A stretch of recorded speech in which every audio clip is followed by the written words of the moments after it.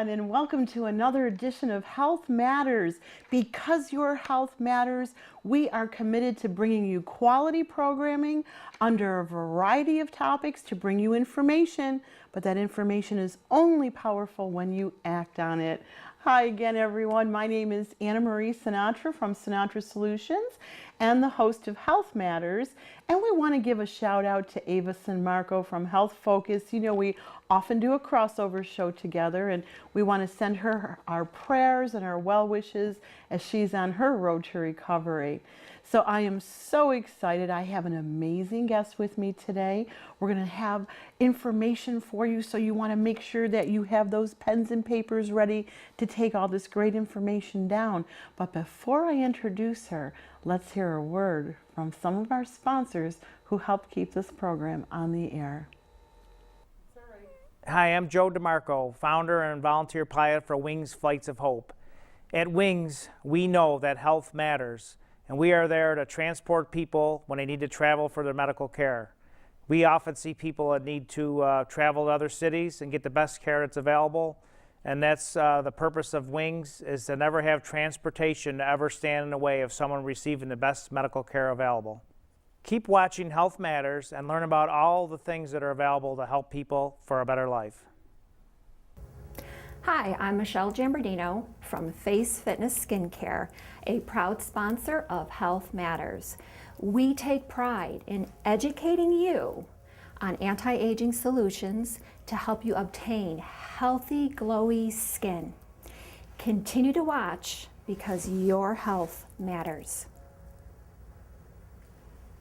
Electronic Merchant Systems is proud and honored to bring you such creative educational television as Your Health Matters. We believe in we educate and you decide. And welcome back. As I said, I am very excited today because I have Ida Goeckel with me. If I said it wrong, she'll correct me, I hope. And she is with the Female Musicians Fighting Breast Cancer.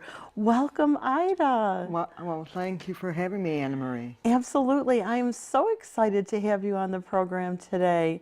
I've known you for quite some time now, and you're someone that I admire. And, you know, this is one of those circumstances where I didn't even know part of your story, which I think you're going to hop right in and share with us today. Okay. Well, back in 2003, I was diagnosed with ductal carcinoma in situ, which is a stage 0 breast cancer that is non-invasive and stays contained in the breast. Oh. And upon, well, I want to preface this. Sure. What I want to say is when it's very unnerving for anyone to go to their annual mammogram as it is.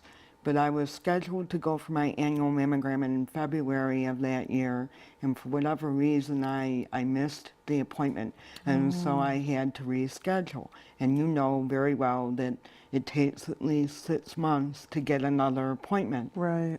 And when I had that appointment in June or July of 2003 is when the mammogram results came back abnormal. And I ended up having a biopsy. And then there were, so when there are key things that a person hears, they hear abnormal mammogram, then they hear biopsy, and then they hear the words carcinoma. Very scary. Yeah, Very scary. and really unnerving. And, you know, so thank God I had, you know, family members who were helping me get through that. But in the end, what happened was I ended up having what's known as a lumpectomy, where they just remove the mass and leave the breast intact. And then after I had the biopsy, the surgeon that I was dealing with at the time said to be safe, as a precautionary measure, that I should get a mastectomy.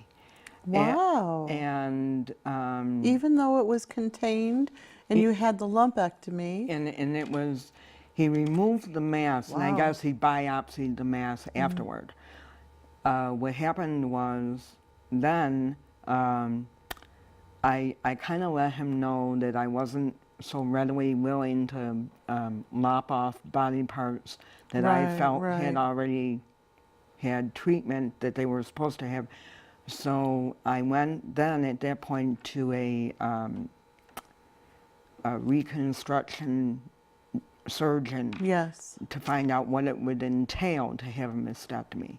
And when I came out of there, I'm a little obstinate, I have to admit. And I came out of there and I said, I'm going to duke it out with the Grim Reaper, but what I'm going to do is I'm going to go for a second opinion to Roswell. And I went to Roswell.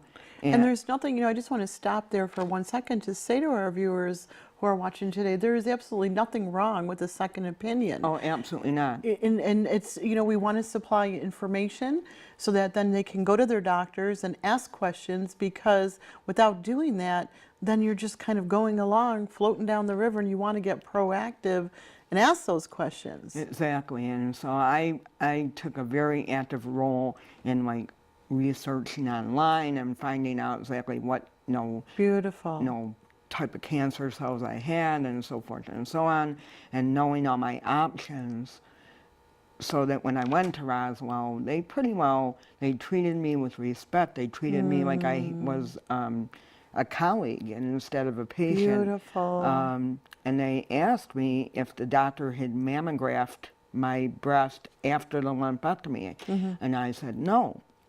And they said, oh, well, we should probably do that. So they did that, and they found out that I was cancer-free, but as a precautionary measure, they recommend that you go through radiation. They also brought up tamoxifen, which is a drug that you can take that also reduces the risk of recurrence, but it's also a very controversial drug, and so I opted out. But I even fought them on the radiation, but I did end up going for 7 weeks of radiation. And It then, must be very difficult because, as you said, you're hearing all these new words, this Oh, new yes. diagnosis. You're doing the research so that you can have the education and ask the right questions, go for the second opinion. But you have to make decisions that are so Right. insurmountable at a time when you're emotionally not stable, I would imagine. well, ironically enough, when you get diagnosed with something terminal, your adrenaline kicks in or your survival mode kicks in, and you adopt this attitude that you're going to either get through it or, the alternative is not, Right. considerable. So in the end, what happened was I went through the radiation, and I was cancer-free for 9 years. And then in 2012, I was diagnosed with the exact same type of breast cancer Wow. in the other breast. Wow. And so, as emotionally unnerving as it is to hear it the first time, it's even much more unnerving to hear it the second time, because you can tell, because they wait till they put you at the last appointment at the end of the day, and then they come in there with a couple of other people like as a support, Yeah. and you're like, okay, I know, I feel it coming, and I know it's coming. Wow. So then in 2012, I went through not only a lumpectomy, but they wanted to be able to go back in and clear margins. Right. So I had a resection, then I went through another round of radiation. And then there's more to the story, but I mean, those are my 2 bouts of breast cancer. So far, so good. Wow, yeah. And, The little neck on wood. Little neck won't hurt. Right.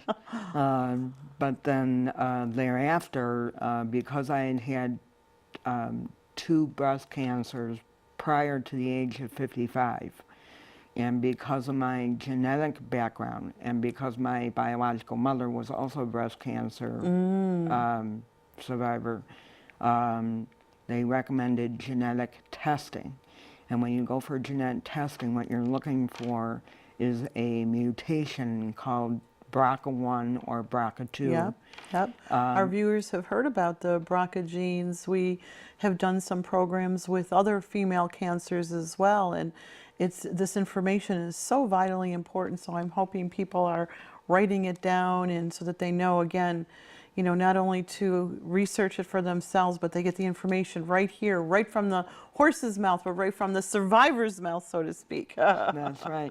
So I did go through genetic testing after much arm twisting, and I found out that I was BRCA1 positive, which presents all kinds of other challenges. One of the things that it does do is it allows me the opportunity not only to have mammograms, but also breast MRIs. Oh. Because of breast density. Yes. And because of the gene. And so if I wanted to, I could go every year for an MRI. So there's another bit of information for the viewers today to know that there's blood tests that can be done. Yes. And they can ask for an MRI, push the envelope a little bit to help to diagnose, to find. Because obviously, the sooner you find these things, the better off you are, obviously. Well, obviously, serendipity played a role in my first diagnosis, because had I gone when I should have in February of that year, I probably wouldn't have found it, and it would have been a whole other year before I went back. I see what you're saying. So, and then the second time that they found it, it was because I had, in my right breast, I had a benign fibroadenoma, which is just sort of like a benign mass. And when I wanted it out because I didn't want anything foreign. Yeah. And when they went in to get it is when they found that it was surrounded by cancer. So both times serendipity. Yeah. You know, serendipity, or your angels were around guiding you through this whole process. I'm sure. I kind of like that idea myself. But so then the other thing that came up because of the BRCA1 diagnosis is, ironically, the focus has kind of switched from focusing on my breasts to the fact that I now am 40 to 60% likely to also contract ovarian cancer. And so they want me to go for ovarian testing and so forth. So I do that every 6 months. Now they also recommend, because ovarian cancer is so insidious, and because there is no real true screening process for ovarian cancer, they are after me to get my ovaries out. But again, I fought for the girls, and now I'm fighting for my other body parts. But you have the information, and you know some of the tests that you could do, and some of the follow-up that you could do too. So that's a good thing. And when I got the BRCA1 diagnosis, and when all these things about ovarian cancer and all these other things came up, it was just in the wake of what was going on with Angelina Jolie. And she had chosen, because of her family history, to have a double mastectomy and to have her ovaries removed. For every person, I think that's the main thing, is that for every person, you have to make your own informed choices. And if you, as long as you're doing what's responsible. So what I feel is that I'm doing screening responsibly every 6 months and staying on top of my situation. And believe me, if I find even a polyp, you'll be right on it. I'll be right on it. That's good. And you know, one of the other things that that you're so proactive with too is this, what I'm talking about with our viewers all the time, is when something occurs that's life-changing, you know, it could devastate us and freeze us and not know what to do or how to move forward or feel sorry for ourselves. Very easy to feel sorry for yourself when such horrendous things are going on. But you, Ida, are an example of what I'm always talking about, and that's taking your situation and getting active, proactive, and doing something that's good for yourself and good for the community. And so let's segue into that and talk about you had got involved with the Western New York Breast Resource Center. Right. The coordinator of that center, it's on the campus of Roswell, at Elm Carlton. It is it's a library and a resource center and a support center. It's everything all in one. But the coordinator of that center is Joanne Janecki, who is the social worker there. And she came to talk to me and made me aware of it. But by that time, I had already done much of my own research. But for other people who are maybe not so proactive or maybe don't know where Just to turn. starting off. Yeah. This is a great place where they offer everything from prosthetics for free for people who are losing their hair, wigs and such. Wow. They offer all kinds of pamphlets and books on various cancers, breast cancers. They offer all kinds, what else do they offer? Community support services.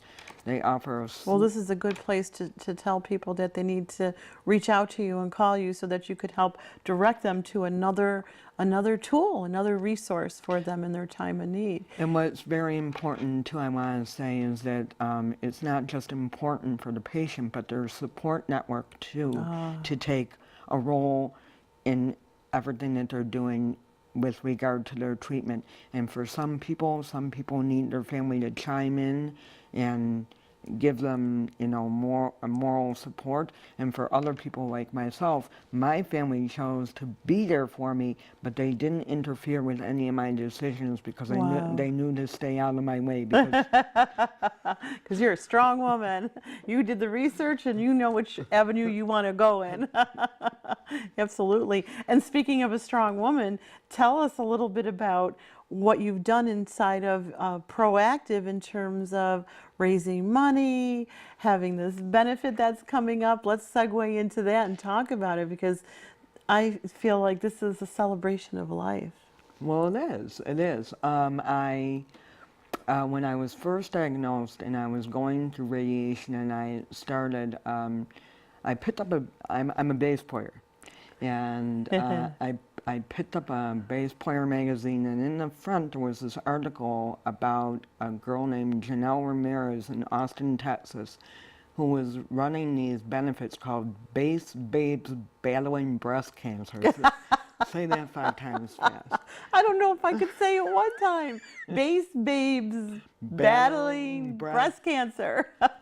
And so she was connected to a radio station down there promoting it. So I got a hold of her and I tried to coordinate putting together a benefit that could be almost like nationwide in every city. And she had already started the ball rolling on her thing, and I was trying to get proactively involved in developing something that would keep me busy while I was going through radiation, so I didn't have to wallow in my own private bowl of pity or whatever. Yeah. So I developed this female musicians fighting breast cancer benefit, and I threw it together that year while I was going through radiation in about 2 weeks, and we held it at a smaller venue. And the premise of the benefit is not only to raise money for the Western Europe Breast Resource Center, because it helps empower patients and it helps them get all the information to make informed choices, but it also has a secondary kind of ancillary mission of promoting female musicians who I don't feel get their dues in the music world. Yes. So this is like a win-win in every situation, and this is what we're talking about all the time on this program. And you said it beautiful, and you're such a beautiful example of it. You're going through this life-altering situation, and you're thinking about what can I do to help. And not only you're making a difference in the community, but you're making a difference in your own self, because you're staying busy, you're staying proactive, and it gives you purpose, it gives you joy, it gives you fulfillment, and all those things are important in your healing process too. Absolutely, and that was, if it weren't for that, and if I had not developed the benefit, it would have I don't know where I would have been mentally, you know. So definitely, it was a very positive and healing thing for me to be involved in. And I also want to say that I developed it as a debt of gratitude to Roswell for giving me other options rather than having a mastectomy, and that I didn't have to do something unnecessary to my body, you know, and that they were there for me and treated me, you know, with respect. And you know, that's just so beautiful. And I can't, you know, I shared when we did a program with Kathleen Maxium from the Ovarian Cancer Project, and I shared that I had a little scare a few years ago, and immediately when the doctor said, well, we'll go in and we'll do this or that and we'll check it out, and I said, I don't know, just intuitively, I just said, no, I'm going to Roswell. And they said, but we don't even know. And I said, doesn't matter. I'm going straight to Roswell. We have this right in our backyard. You would think Roswell was the sponsor of this program, and they're not. But it's the truth of the matter is that we have this right in our own backyard. And, you know, I thank God that everything turned out fine for me. But, you know, it was just comforting to know. And that's what I want people to really hear today, how important it is to get that second opinion, to get proactive. You're hearing it here today, right here. yeah, absolutely. And Roswell really is, I mean, you can go other places, and some people have. For me, Roswell was my saving grace. And even now, when I duke it out with the doctors about my ovaries, I wouldn't go anywhere else. Yeah. That's got to be scary too, though, because not that we'll spend too much time there, but I know after doing so much with the Ovarian Cancer Project that, and I can say this too because Ava has shared it. This is what Ava, you know, from Health Focus, the one that I partner with Yes. occasionally, that's what she's going through right now. Right. And it's usually not even caught until the later stages. Correct. So I know there's the BRCA gene and all that. We have to rewatch that program to make sure we get all that information straight. But I guess I'm just saying that because I care about you too, and I know that I don't know how to stay on top of that one, because is there really a way that you can? Well, even though it's not a true screening process, I do go every 6 months for blood work, and I do get an ultrasound. So, you know, they're staying on top of what it looks like in there, and, you know, like I said, if even a polyp shows up, You're on it. I'm You're on it. Well, I have to tell you this, you know, time is like flying by, and I want to make sure, I know, can you believe it? That's what everybody says. It can't be. I want to make sure that we talk a little bit more about the benefit that's coming up on Okay. October 19th. Going to help you to make sure we get the word out there on it. I want you to talk a little bit about some of the people who are playing besides yourself, some of the things that are going on during this event. Well, this year, generally, as a rule, I've only played my benefit twice, and that's because I don't want people to accuse me of using this as a platform to promote myself. So I always hire other bands, and the criteria is that they have to have at least one female member in the band. I don't care who they are, and I've had guys offer to dress in drag. And drag? That could work. But this year, and we always try to promote original music as well as cover music. So this year we have Karina and the Six-String Preacher. We have the Ellen Peroni Quartet. We have the Instigators, who are out of Niagara Falls. And then we have, headlining our show is Randall and the Late Night Scandals. Awesome. And I know that you're also going to have raffles. Yes. And a 50-50 split. And what's merch? Oh, we have, sometimes we have things like people have donated jewelry, like bunches of little boxes of jewelry. And also I have a friend who's making owls, breast cancer little owls that she's going to be selling at the benefit. Oh my goodness, how cool. Well, I'm really excited about it. I know that I'm definitely going to be there, and we want everybody to come out on October 19th at the Forum. Yes. Where we know Vinny, our good friend Vinny, who owns the Forum, the Iris, and the Forum, the Iris, and the library over on Maple Avenue. He's a good guy, and he's Yes. always there to help and be supportive. I've worked with Vinny for over the years on my benefit, many years, and he always donates the venue, and he always donates like the lights and the sound, and he makes Wow. sure that I get pre-sale tickets and tickets to the event, and he's just wonderful to work with. Isn't he amazing? He Yes, is. he We is. give you a shout out, Vinny, and say thank you for all that you're doing Thank you, in the Vinny. community. Yes, he is. He's an amazing person doing amazing things.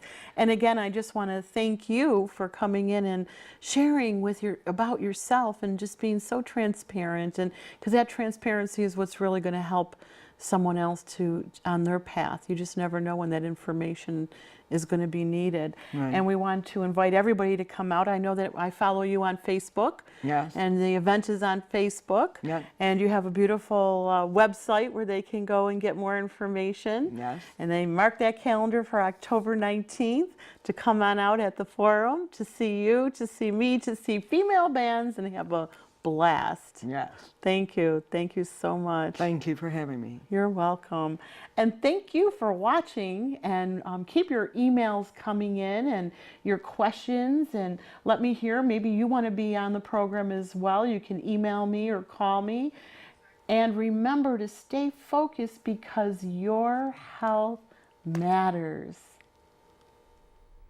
Your Health Matters Minute with Anna Marie Sinatra from Sinatra Solutions. Think about what you're thinking about right now.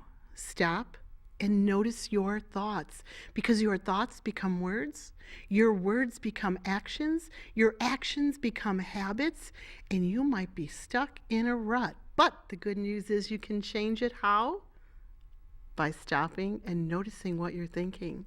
Stay tuned for more golden nuggets to learn how to take that thinking and switch it around so you can create success everywhere you go.